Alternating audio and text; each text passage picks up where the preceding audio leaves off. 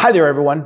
My name is Eric Richards, and today I want to talk to you about how to see a home, or from my point of view, how to show a home that was built in the 1970s or 80s in Colorado Springs. There's a lot to cover, and just like the homes from the 50s and 60s, we are talking about some age-related items, some things that were installed, perhaps some things that were still allowed in the home. So let's get right to the list.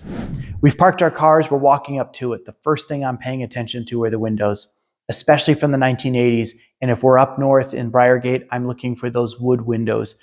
The particular company that installed those windows, I think, matched a product that was better designed for a more humid environment, and they haven't aged well. It's rare to find wood windows, especially up in 80920, that have stood the test of time. I'm looking to see vinyl windows or a hybrid product that is wood on the outside and vinyl on the inside, or vice versa. We also want to see that the roof has recently been replaced. Again, same rule applies. Most of Colorado Springs has had some pretty significant hailstorms in the last 10 years, and we want to make sure that there is a new roof on there. We definitely do not want to see a T-lock or a very old beat up 3-tab. We also want to pay attention to the gutters. Were they replaced as part of the roof replacement? Does it have a chimney? If it has a chimney, chances are some homes in the 70s and 80s still have a functional fireplace. And I will bring up to you at the time, hey, we might want to have Dr. Soot or one of the other chimney companies come out and take a look at this as part of your home inspection. How about settling?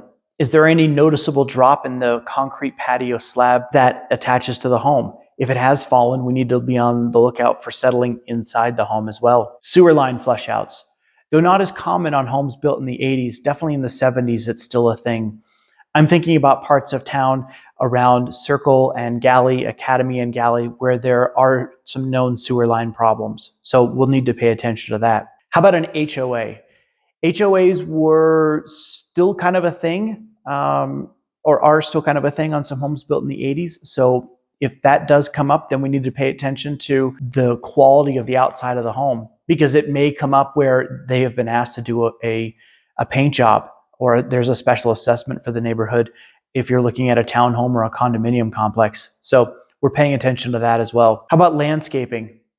I'm not so concerned about the quality of the roses or if there's some wonderful trees, though that is nice. I'm thinking about settling. I'm thinking about negative drainage around the foundation in terms of the VA loan or the FHA loan, and making sure that there isn't negative drainage. That's definitely something that can come up, and we need to be aware of that as we're walking around the outside of the home.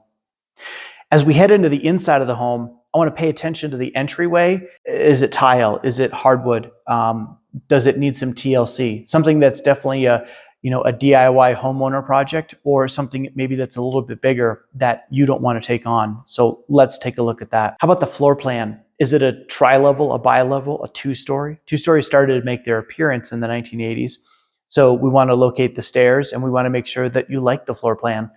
Some floor plans are chopped up a little bit too much for other people. Other people love a multi-level home because it feels like they have 3 different living rooms. So certainly focus in on these details. How about the cleanliness? Let's look at the window tracks to see if those things were addressed. Was the home professionally cleaned prior to showing? How about the cleanliness of inside the appliances, underneath the doorways, etc.? You're going to notice all of these little things that are going to come up, and you're going to think, okay, if there's cleanliness issues, are there deferred maintenance issues and other things I need to be paying attention for? How about the popcorn ceilings? This is an item that people love it, hate it, or don't really care. So look for those. Age of the appliances. It is not uncommon for people to have original appliances from the 1980s, especially washers and dryers. So are they staying with the home? Are they not staying with the home? What are the condition of them? Are you going to buy this home based on the condition of the appliances? Age of the furnace and the water heater. We need to look for those little orange Pikes Peak Regional Building Department tags that I've mentioned in a couple of these previous videos. They're going to have the inspector's initials on there and the date that that item was installed. If you see a hot water heater and you don't see that sticker, make sure to ask your home inspector to look into that. 1980, polybutylene piping. The two go together almost like peanut butter and jelly, where you have homes up in Briargate where polybutylene piping was installed.